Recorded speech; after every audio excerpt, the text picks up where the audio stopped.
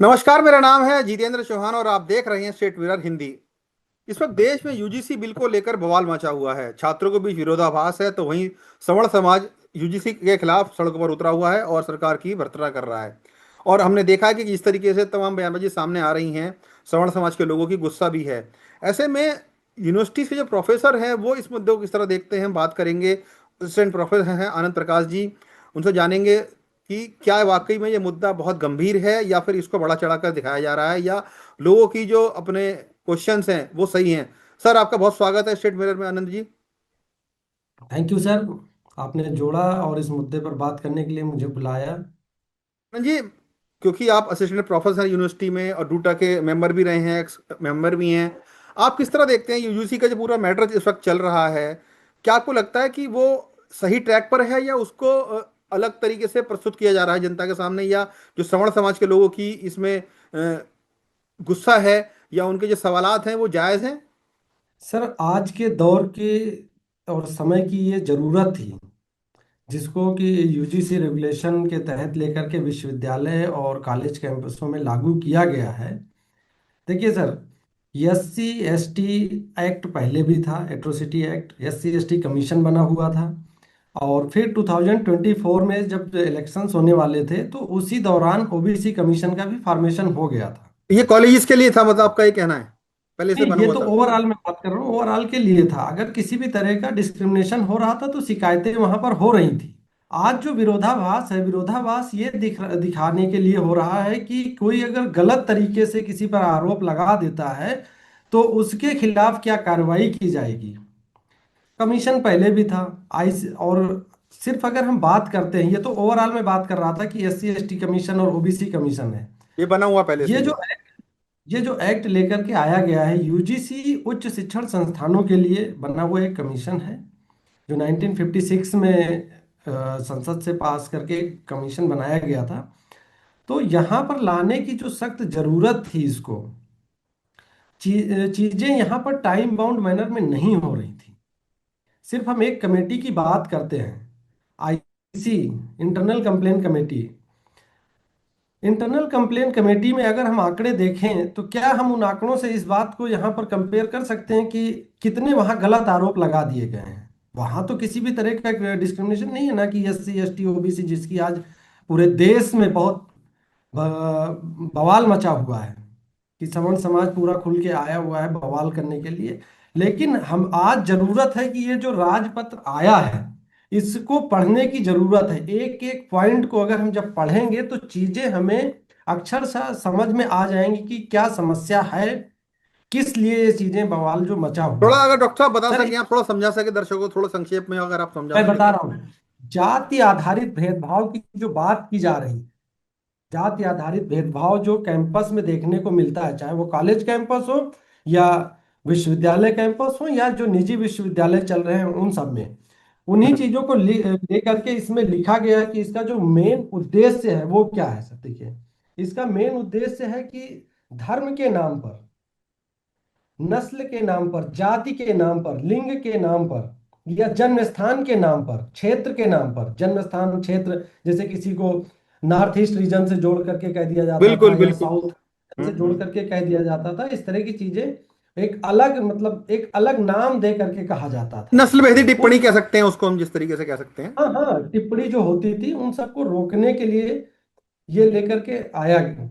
SC, जो अनुसूचित जाति है, अनुसूचित जनजाति है, अनुसूचित जाति, अनुसूचित जनजाति, शैक्षणिक रूप से पिछड़ा वर्ग, जिसको हम बिल्कुल। ओबीसी कहते हैं, आर्थिक रूप से कमजोर वर्ग, ईडब्ल्यूएस कैटेगरी, जिसको लोग हाइड करके बात कर रहे हैं आज। सवर्ण समाज इस चीज को हाइड करके बात कर रहा है सर, इसमें साफ साफ लिखा हुआ है ईडब्ल्यूएस कैटेगरी। जब मैं अपने छात्र जीवन में था तब मैं आपको बताऊं कि इस तरह की बातें होती थी, वो सबके लिए होती थी। जो समाज में एक अ, पढ़े लिखे जो लोग थे पहले से और उनका दबदबा था, पैसा था, वो सब लोग, मतलब जो गरीब लोग आते थे या नीच उनको जाति से दबाने का लोग प्रयास आते थे, करते थे। उनका दबाने वो सबके लिए कहते थे, चाहे वो एससी हो, चाहे एसटी हो, चाहे ओबीसी हो, या फिर गरीब तबके का, वो सवर्ण ही क्यों ना हो, गरीब तबके का, बहुत से ऐसे लोग सवर्ण में मिलेंगे जिनके जिनके सही जिनकी बात है। पहली पीढ़ी आज पढ़ने के लिए आगे आ रही है। उनके माता पिता कहीं ढाबों पर काम करते हैं तो कहीं बिल्कुल खेतों में बिल्कुल। काम करते हैं। दिव्यांगजन, दिव्यांगजन, पीडब्ल्यूडी में तो सब लोग आएंगे। बिल्कुल और महिला, महिलाओं को कैटेगराइज नहीं किया गया कि ये महिला सिर्फ एससी की कर सकती है, एसटी की कर सकती है, ओबीसी की कर सकती है, सबको शामिल किया गया है कि किसी के साथ भी किसी भी तरह का भेदभाव नहीं होना चाहिए। इस भेदभाव को रोकने के लिए जाति आधारित भेदभाव का जो नाम दिया गया है, और उसमें ये जो अभी मैंने आपको बताया, इन सारी चीजों को शामिल करके इनको रोकने के लिए एक हम्म। टाइम बाउंड मैनर में यहाँ जो सबसे बड़ा प्रश्न चिन्ह यहाँ पर है। मतलब आपका कहना है कि पहले, टाइम एक एक समय सीमा तय कर दी जाएगी, अगर कोई कंप्लेंट करता है तो उसके हाँ समय सीमा के अंदर निर्धारित कर दिया जाएगा कि क्या सही है क्या गलत है। बिल्कुल, अगर वो कल्पित होगा तो पहले सजा मिलेगी। पहले भी बहुत सारे नियम बने हुए हैं, लेकिन जैसे उसमें डॉक्टर आरटीआई साहब, एक्ट है। उसमें उसमें एक जो चीजें निकल कर सामने आ रही हैं, जो सवर्ण समाज का उसमें ये विरोध है, उनका कहना है कि टाइम मॉड्यूलेशन ठीक है, अच्छी बात है, लेकिन जो कमेटी होगी उसमें सिर्फ ओबीसी और दलित छात्रों को ही उसमें रखा जाएगा, सवर्णों का उसमें कोई भागीदारी नहीं होगी। ऐसे में उनका प्रश्न ये है कि नहीं वो नहीं तो नहीं सीधे नहीं। सीधे कल्पित बना देंगे उनको, दोषी ठहरा सर, देंगे उनको। अगर अगर आप कहेंगे तो मैं पढ़ के बता दूंगा आपको। जी जी जी जो बिल्कुल, हमारे दर्शकों को क्लियर पेज करें, नंबर जानकारी दें। हाँ, पेज नंबर 11 पर जो कंपोजिशन ऑफ इक्विटी कमेटी है, उसमें साफ साफ लिखा हुआ है वो 9 सदस्यीय कमेटी होगी। हम्म। 9 मेंबर की कमेटी होगी। उस कमेटी का चेयरपर्सन एक्स ऑफिसियो जो है, हेड ऑफ द इंस्टीट्यूशन होगा। सपोज विश्वविद्यालय है तो वाइस चांसलर, कॉलेज है तो प्रिंसिपल, या डिपार्टमेंट है तो हेड ऑफ द डिपार्टमेंट, या अगर फैकल्टी है तो डीन होगा उसका। कोई सीनियर बंदा रहेगा, मतलब सीनियर पर्सन हाँ, कोई रहेंगे। सीनियर बंदा रहेगा। फिर उसके बाद उसमें 3 प्रोफेसर रहेंगे। उसमें 3 प्रोफेसर रहेंगे, और फिर और एक स्टाफ मेंबर रहेगा अदर एक। Then faculty member. Two student represent, इसमें लिखा है जो आप अभी कह रहे थे, two student representative to be nominated based on the academic merit oblique excellence in sports oblique performance in sir ये को तो एक उसमें समावेश करने का प्रयास है, लेकिन उसमें कहीं ये मेंशन नहीं है, उनका यही सवाल है कि सर, जो लोग रहेंगे वो सर, सब उन्हीं कास्ट के रहेंगे जिनके लिए ही सर, बिल नहीं बनाया नहीं, जा वो रहा तो है। मैं बता रहा इससे हूँ, आगे पढ़ रहा हूँ उसको। उसको नेक्स्ट जो 7th पॉइंट है पेज नंबर 11 पर, 7th पॉइंट में लिखा है कि the committee must have representation of OBC class, other backward class, क्या? persons with disability, PWD, scheduled caste, scheduled tribe and women. इन्होंने मतलब कहा कि कमेटी, जो एक कमेटी होगी, इस कमेटी में इनका रिप्रेजेंटेशन मस्ट होगा। मस्त होगा, ठीक तो है। कितने हो गए? 1 2 3 4 5। सर वो यही तो कह रहे हैं सवर्ण समाज के लोग कि इसमें हमें तो कहीं मिला ही नहीं है सर, कुछ, तो हम कैसे मान यही तो लेंगे कि। खेल है सर। हाँ। यही तो खेल है यहाँ पर। हाँ। 9 सदस्यीय कमेटी में आज जब 5 लोग, कौन से 5 लोग आ रहे हैं जिनके साथ डिस्क्रिमिनेशन इसमें होता हुआ आया है। है सदियों से। तो जब भी कोई कमेटी डिसीजन लेती है तो बहुमत से डिसीजन लेती है। बिल्कुल, अब ऐसे अब यहाँ बहुमत उनके साथ बहुमत हो जाएगा। अब बहुमत इनके साथ आ गया। बहुमत के साथ साथ सर, बहुमत के साथ साथ मैं एक आपको एग्जांपल देता हूँ। मैं सपोज समझ गया। कब कोई बच्चा केमिस्ट्री विभाग में पीएचडी कर रहा है, और उसका उसका वाइवा होना है, उसके वाइवा को रोक दिया गया। उसका जो जो भी मतलब उसका सुपरवाइजर रहा, किसी कारणवश वो रोक दिया। अब वो बच्चा परेशान होकर के कंप्लेन करने गया। तो पहले क्या था, कंप्लेन करता था, तो कंप्लेन जब करता था तो यूनिवर्सिटी लेवल पर एक कमेटी होती थी, और उस यूनिवर्सिटी लेवल की जो कमेटी होती थी उसमें एससी एसटी का एक ऑब्जर्वर होता था। अनुसूचित जाति और अनुसूचित जनजाति में से एक ऑब्जर्वर होता था, दोनों में से। और एक ओबीसी का होता था। वीमेन रिप्रेजेंटेशन नहीं, पीडब्ल्यूडी रिप्रेजेंटेशन नहीं, कोई रिप्रेजेंटेशन नहीं। और वो जो ऑब्जर्वर होता था वो अदर देन सब्जेक्ट है। बच्चे ने अपना पीएचडी का थीसिस सबमिट कर दिया, तो यहाँ ये देखने की बात है कि उसके थीसिस में प्रॉब्लम है या कुछ और प्रॉब्लम है। अगर उस सब्जेक्ट का कैटेगरी का ऑब्जर्वर वहां बैठ करके उस चीज को देखेगा, कि थीसिस में तो कोई प्रॉब्लम नहीं है इस मतलब बच्चे के आपका साथ। कहीं ना कहीं इशारा इस तरफ है कि जो इस तरह की घटनाएं सामने आती थी उसमें डिस्क्रिमिनेशन होता था। बिल्कुल डिस्क्रिमिनेशन होता रहा है, क्योंकि होता रहा मैं है। भी सर उसी मैं भी उसी रास्ते से निकल के आया हूं, तो जी जी मैंने जी। देखा है कि किस तरह से नाम के साथ अब अगर शायद आपके नाम। यही डर शायद अब सवर्ण जातियों के लोगों के मन में आ रहा है कि शायद वही डिस्क्रिमिनेशन अब हमारे साथ हो सकता है।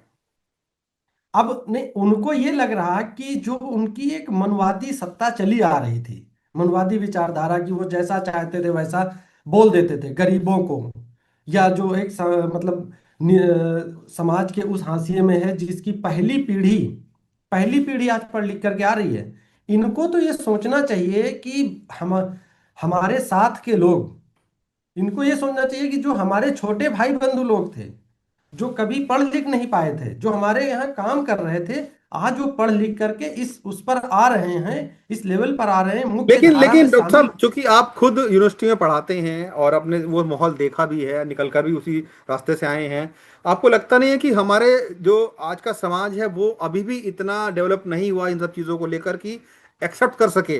जैसे कि आपने बस जिक्र किया कि जो हमारे भाई बहन छोटे जो दलित समाज से आए, ओबीसी समाज से आए या SC ST वर्ग से आए, वो आगे बढ़ रहे हैं, तो कहीं ना कहीं उनके मन में सवाल रहता है कि क्यों बढ़कर आ गए यहाँ से। हालांकि डिस्क्रिमिनेशन अभी भी मुझे लगता नहीं कि बचा है, लेकिन हाँ, चूंकि जैसे जैसे उनका उत्थान हो रहा है तो वो भी डेवलप कर रहे हैं। और ऐसे में समस्या यही आ रही है कि अगर उनको उनके कैटेगरी में लाकर खड़ा कर दिया जाएगा तो जो सामाजिक ताना बाना है शायद वो कहीं ना कहीं बिखर जाएगा और उससे द्वेष की भावना पैदा होगी लोगों के मन में। यही डर डर है कि जब सवर्ण जाति के लोगों की परेशानी है कि अगर उस कमेटी में सभी लोग उसी वर्ग से आ जाएंगे तो कहीं ना कहीं जो द्वेष की भावना है वो उत्पन्न होगी और जो इसमें समाधान निकलने का रास्ता होगा कहीं ना कहीं वो डिरेल हो जाएगा। आपको ऐसा सर लगता है? द्वेष की, हाँ नहीं नहीं, मैं बता रहा हूँ आपको, द्वेष की भावना देखिए उत्पन्न नहीं होगी। यहाँ सबसे बड़ा खेल यही है, यही हमें समझने की जरूरत है कि उनको अपनी सत्ता, उनको अपनी कुर्सी, जो एक समाज में उन्होंने एक अपना वो स्थान बनाया हुआ, वो स्थान डगमगाता नजर आ रहा है। क्यों डगमगाता डगमगाता नजर आ रहा है? क्योंकि यहाँ रिप्रेजेंटेशन का सवाल है। आज देखिए 49.5% रिजर्वेशन है SC ST OBC को, 10% EWS को है। तो रिजर्वेशन का मेन मतलब क्या था? रिजर्वेशन का मेन मतलब यही था, उसका मेन मोटो, पिछड़े कि जो लोग थे एक उनको आगे बढ़ाया गया, उनको समाज में पिछड़े लोग, स्थान मिले, उनको मुख्य मुख्य धारा से धारा में जोड़ा जाए, लाया जाए। बिल्कुल।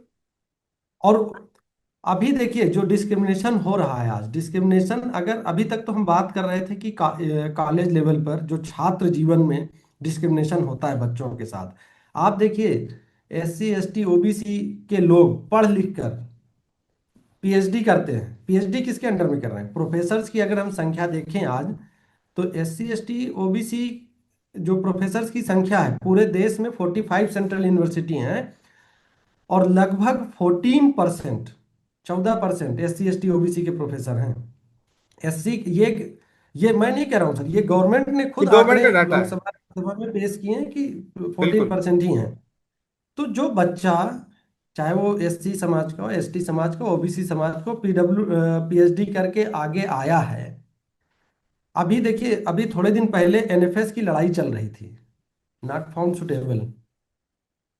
वो क्या था? एनएफएस ये था कि कोई SC ST OBC पढ़ लिख लिया, तो जो सिलेक्शन कमेटी होती है, सिलेक्शन कमेटी में भी यही रिप्रेजेंटेशन का सवाल है। वहां पर सिलेक्शन कमेटी में लोग कम होते हैं SC ST OBC के, केवल दो ही लोग वहां बैठते हैं। इतना पढ़ने लिखने के बावजूद आप उस पर प्रश्न चिन्ह खड़ा कर देते हैं कि ये इस पोस्ट के लायक ही नहीं है।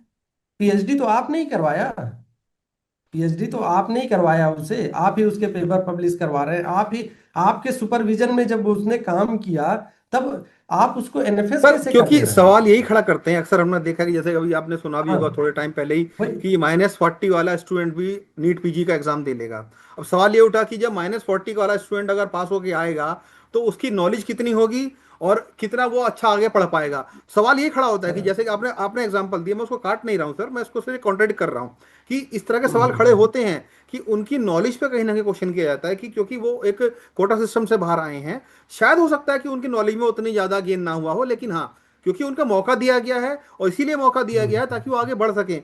लेकिन ये सवाल भी खड़े होते हैं कि शायद उनकी नॉलेज में उस तरीके से डेवलपमेंट उसकी नहीं हुई होगी, और ये उनका उनको कहीं ना कहीं उनको माइनस पॉइंट जाता है। और यही कारण है कि सरकारों को इस तरह के कदम उठाने पड़ रहे हैं कि जहाँ SC ST समाज, OBC समाज, दलित समाज के लोगों को इस तरह बिल लेकर आगे आना पड़ रहा है। जैसे कि आपने पहले जिक्र भी किया था, कई सारे बिल आ चुके हैं, लेकिन इसको रिफॉर्म करा गया है, एक टाइम बाउंडेशन इसको दी गई है। तो कहीं ना कहीं वो चीजें अभी भी वहां पे स्थिर हैं, जो एक ताना बाना बना हुआ था कि जो सवर्ण जाति के लोग हैं वो अपने आप को वहां पर देखते हैं कि हाँ, जो नीचे के लोग आ रहे हैं कहीं ना कहीं उनका स्थान खतरे में ना पड़ जाए। नहीं, दो देखिए सर, दो चीजें हैं यहाँ पर। अभी मैं एनएफएस की बात कर रहा था, आपने एक और चीज जोड़ दी। मैं दोनों को पॉइंट वाइज बताता हूँ आपको। -40 वाली बात करते हैं। -40 का क्या है सर, वो एक एंट्रेंस एग्जाम है। देखिए, एंट्रेंस एग्जाम है। जब वो बच्चा एमबीबीएस कर रहा था तो वो हर सेमेस्टर पास होते हुए आया। आज वो एंट्रेंस की बात वहां पर हुई है। एंट्रेंस में क्या हो रहा है कि मतलब वो 5 साल 6 साल लोगों का वो रुझान बहुत कम हो रहा था एमडीएमएस करने का, इसलिए ये -40 लेकर के आए कि -40 से उसको एडमिशन मिला है, ना कि वो एमडी का एग्जाम पास कर लेगा जो सेमेस्टर वाइज एग्जाम होता है। हम्म। सेमेस्टर वाइज एग्जाम पास करने के लिए उसको पढ़ना पड़ेगा। अगर नहीं पढ़ेगा तो वो एमडी नहीं बन सकता है, या एमएस की डिग्री उसको नहीं मिल सकती है। लेकिन यहाँ जो एनएफएस की बात है, एनएफएस की बात मेरे पास मैं ऐसे कई प्रूफ दे सकता हूँ कि लोग जनरल कैटेगरी में एपीआई स्कोर आने के बावजूद, जो टॉप मेरिट में फर्स्ट और सेकंड नंबर पे आने के बावजूद, यूनिवर्सिटीज में लगभग 200 पोस्टों पर एनएफएस कर दिया गया। उनके पेपर अच्छे जर्नल में, रेपुटेड जर्नल में, इंटरनेशनल जर्नल में छपे होने के बावजूद सेकंड मतलब फर्स्ट सेकंड और थर्ड पोजीशन पर एपीआई, अगर पूरा हम देखें ओवरऑल, जो 50 बच्चे बुलाए गए या 10 बच्चे बुलाए गए, उसमें उनकी पोजीशन पहली या दूसरी होने के बावजूद, ओबीसी एससी एसटी समाज से आने वालों की मैं बात कर रहा हूँ, वहां पर भी एनएफएस कर दिया गया। तो क्या वो जो मतलब, या तो आप प्रश्न चिन्ह खड़ा कर रहे हैं उस इंटरनेशनल जर्नल पर, उनकी पीएचडी पर, और वो लोग उसी जैसे दिल्ली विश्वविद्यालय में मतलब दस एक दस तरीके से साल लोगों हाँ फेवरिज्म सर, आपका कहना है कि फेवरिज्म इसमें ज्यादा होता है इन सब चीजों में। हाँ, 10 साल जब वो आपकी यूनिवर्सिटी में पढ़ा रहा था, तो आप 5 साल आपके पास पीएचडी कर रहा था, तब आपको उसका टैलेंट नहीं नजर आया। आज आपको एनएफएस करने में जो है उसका टैलेंट नजर आया। और लोगों में एक डर का माहौल बना रहता है। जो सिलेक्शन कमेटी होती है, सिलेक्शन कमेटी में रिप्रेजेंटेशन ना होना, सिर्फ एससी एसटी ऑब्जर्वर जो होता है, एससी एसटी और OBC observer other than subject होता है, दूसरे सब्जेक्ट का बैठा होता है। सब्जेक्टिव नॉलेज उसको कैसे पता चलेगा कि वो सब जो जिस सब्जेक्ट का इंटरव्यू चल रहा है। यहां पर यही रिप्रेजेंटेशन का सवाल है। आज रिप्रेजेंटेशन जैसे ही बढ़ गया, वैसे ही पूरे देश में बवाल मच गया है। सर क्या आपको लगता है कि चूंकि आप यूनिवर्सिटी में भी पढ़ाते हैं और वहाँ पे खुद आपने देखा भी है सर यूनिवर्सिटी का माहौल कैसा होता है, जिस तरीके से छात्र राजनीति में तमाम जो संगठन जुड़ गए हैं, चाहे हम बीजेपी के ABVP की बात कर लें, कांग्रेस के संगठन की बात कर लें, आइसा की बात कर लें, वामपंथी दलों के संगठन की बात कर लें, वो उनकी जो विचारधारा है वो कहीं ना कहीं हावी हो रही है। और यही कारण है कि जो छात्र राजनीति है वो भी कहीं ना तरीके से बहुत ज़्यादा प्रभावित हो रही है इन सब चीज़ों से। और इस तरह की चीज़ें सामने आ रही हैं कि जो छात्र राजनीति में ही द्वेष की भावना जो है एक तबके में आ रही है, चाहे वो दलित समाज के हो, उनका अगेंस्ट में वो सवर्णों के अगेंस्ट रहते हैं, जो सवर्ण समाज है वो दलितों के अगेंस्ट रहता है, OBC के अगेंस्ट रहता है। कहीं ना कहीं उन जो मानसिक स्थिति है वो कहीं ना कहीं एक द्वेष की भावना पैदा कर रही है, राजनीतिक तौर पर अगर देखा जाए तो हम।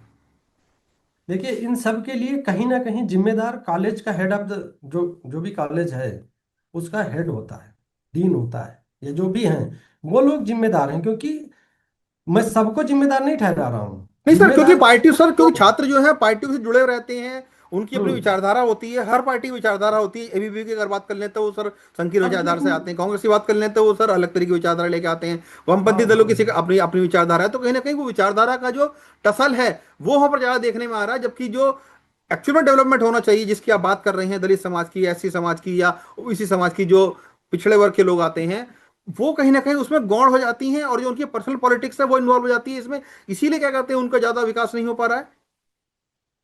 देखिए, जो रेगुलेशन आया है इन्हीं सब चीज़ों को देखते हुए आया है। हम्म। इक्विटी की बात करते हुए रेगुलेशन लेकर के आया है गया है कि कॉलेज कैंपस में या यूनिवर्सिटी कैंपस में किसी भी तरह का डिस्क्रिमिनेशन किसी के साथ ना हो।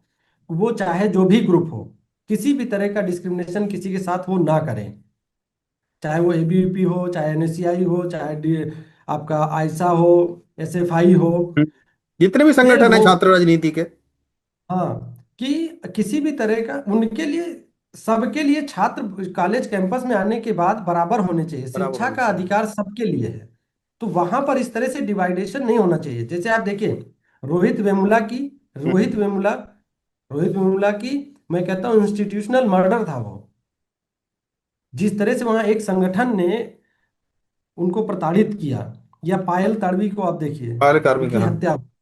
हाँ, तो ये इस तरह की चीजें रहीं, और बहुत सारे बहुत आत्महत्या, रहेंगे, मतलब कहीं ना कई कहीं उन स्कूलों में खामियों को दूर करने आत्महत्याएं। की जरूरत है, और शायद ये बिल इसीलिए लेके आया गया। सर, और आखिरी सवाल आपसे है, क्या आपको लगता है कि यूजीसी का जो अभी ये कानून आ रहा है, ये जो जो भी लॉ इसमें बनाए जा रहे हैं, जो भी इसमें क्लॉज डाले गए हैं, अमेंडमेंट किया गया है, ये कहीं ना कहीं पॉलिटिकली मोटिवेटेड नजर आते हैं आपको बीजेपी की तरफ से? क्योंकि जो पासा उन्होंने फेंका है, जो दूसरे दल हैं, चाहे कांग्रेस की बात कर लें या समाजवादी पार्टी की बात कर लें, या और जितने जितने भी संगठन राजनीतिक दल हैं देश के, वो इसको काउंटर नहीं कर पा रहे हैं, क्योंकि सीधा सीधा वोट बैंक जुड़ा है इससे। देखिए, चाहे वो एससी समाज का हो, ओबीसी समाज का हो, या अति पिछड़ा वर्ग हो, सबका वोट बैंक है। तो कहीं ना कहीं बीजेपी ने एक मास्टर स्ट्रोक चलाया कि सवर्णों का वोट भी कहीं ना कहीं इसमें उनके पास रहेगा, और जो दलित समाज का और जो जितने लोग इससे अफेक्टेड हो रहे थे उनका वोट भी उनको मिल जाएगा। क्या आपको लगता है कि बीजेपी ने इसको बहुत पॉलिटिकली मोटिवेटेड होकर बहुत अच्छे तरीके से इसको एक फ्रेम में डाला है? बिल्कुल। देखिए सर, मेरे अपने में विचार हैं, मोदी जी से लाख डिफरेंसेस रहे हैं। मैं कई चीज़ों पर उनसे अलग चलता हूँ। लेकिन जो ये यूजीसी रेगुलेशन लेकर के आए हैं, मैंने अपने 20 साल के कैरियर में, 20-22 साल, मतलब 14 साल मुझे यूनिवर्सिटी में पढ़ाते हुए हो गए, और जी जी जी। पीछे मतलब मैं ग्रेजुएट का स्टूडेंट रहा, बिल्कुल पोस्ट बिल्कुल, ग्रेजुएट समझ का गया। रहा, पीएचडी भी किया। उन सब चीज़ों में जो देखा था, हम्म। मोदी जी के साथ तो देखिए एक बड़ा तबका उनके साथ तो जुड़ा ही था, लेकिन जो उनसे दूर था, SC ST OBC समाज जो एक हाशिए पर था, उसको जोड़ने के लिए कि वो भी हमारा जो है वोट बैंक बन जाए, ये बहुत बड़ा मास्टर स्ट्रोक साबित होगा। जब हम जैसे लोग ये चीज सोच सकते हैं कि ये बहुत अच्छा रेगुलेशन है, तो गांव में दूर दराज में बैठा वो माता पिता अपने ये बच्चे को कॉलेज बिल्कुल में और यूनिवर्सिटी में भेजने में डरेगा नहीं। क्योंकि गांव से जब कोई भी बच्चा निकल के आता है, तो बहुत डर उसके होते हैं उसके मन समाज में। में इस नए कैंपस बिल्कुल। में इंटर करता है, तो कई तरह की हीन भावनाएं उसके दिमाग में बनी रहती हैं कि भैया पता नहीं कौन क्या शायद बोल उन्हीं देगा, हीन कौन क्या भावनाओं को तोड़ने के डरा लिए जो रहता है। सरकार ये बिल लेकर आई है, डॉक्टर साहब मैं आपसे क्षमा चाहूंगा, थोड़ा समय की पाबंदी है, लेकिन जिस तरीके से आपने ना ना बताया कोई। कि ये एक मास्टर स्ट्रोक साबित हो सकता है बीजेपी की तरफ से, क्योंकि जो अ, गरीब तबके के लोगों के जहन में सवाल होते थे कि अगर वो बड़े शहर में कॉलेजों में जाएंगे तो कहीं ना कहीं डिस्क्रिमिनेशन का शिकार होंगे, या उनके साथ भेदभाव हो सकता है, शायद उसी भेदभाव को खत्म करने के लिए ये बिल लेकर आया गया है। लेकिन जो सवर्ण समाज है उनकी भी अपनी चिंताएं हैं कि अगर उनके राइट्स अगर कहीं ना कहीं इसमें खत्म हो जाते हैं तो ये बड़ा सवाल होगा, क्योंकि हमने देखा है कि इस तरीके से हमारे समाज में जाति प्रथा भी अपना एक स्थान बनाई हुई है। शायद उसी जाति प्रथा को बढ़ावा ना दिया जाए, और तोड़ने का प्रयास मोदी सरकार इस बार कर रही है। लेकिन कहीं ना कहीं राजनीति इस पर भी खूब सारी हो रही है, और जो सवर्ण समाज है वो भी अपना गुस्सा जाहिर कर रहा है। लेकिन कुल मिलाकर इतना कह सकते हैं कि छात्रों से जुड़े इस मसले को अभी राजनीति, हमें लगता है कि आने वाले टाइम में और भी होगी, लेकिन जो अपने मसले हैं, उनके अपने शिकायतें हैं, उनको भी सुना जाना बहुत जरूरी है। जी डॉक्टर साहब, कुछ कहना चाहते हैं? यहाँ पर देखिए, यहाँ पर तो सवर्ण समाज को ये सोचना चाहिए कि लोग एक प्लेटफॉर्म पर आ रहे हैं, वो चीजें सब खत्म हो रही हैं, उनको तो इससे भयभीत होना ही नहीं चाहिए, क्योंकि उसमें सारे लोग शामिल हैं। उसमें किसी पर्टिकुलर इन 3 कैटेगरी को नहीं दिया गया है, उसमें PWD भी है, सर, उसमें EWS भी भी है, कहीं ना कहीं विमेन। देखिए, मेरा मानना है, क्योंकि उनको मैं खुद क्षत्रिय समाज से आता हूँ। देखिए, मैं आपको बताता हूँ, मैं खुद क्षत्रिय हाँ समाज से हाँ आता हूँ। और चूंकि ब्रॉड माइंड होना बहुत जरूरी है, ऐसे में जो राजनीतिक दल है ना, जुड़े हुए लोग हैं, वही शायद इसका विरोध कर रहे हैं। टेक्निकलिटी को समझने में कहीं ना कहीं उनकी जो अपनी मानसिक बुद्धि है वो शायद उतने तरीके से डेवलप नहीं हुई है, या उससे निकलना नहीं चाह रहे हैं कि जो एक होलिस्टिक वर्ल्ड में एक डेवलपमेंट अप्रोच किस तरह अपनाई जाए, शायद वो एक्सेप्ट नहीं करना चाह रहे हैं। यही कारण है कि उसका विरोध भी कर रहे हैं। लेकिन हाँ, टेक्निकलिटी जो भी है इसमें, अगर लगता है सरकार को कि कुछ इसमें सुधार करने की जरूरत है, तो हो सकता है कि आने वाले समय में कुछ सुधार भी करा जाए। लेकिन इतना जरूर है कि सरकार जो बिल लेकर आई है उसकी नज़र में यह बिल सभी के हितों में है और आगे के लिए हाँ। हितकारी साबित होगा। धन्यवाद सर, हमसे बात करने के लिए बहुत बहुत। Thank you sir, thank you.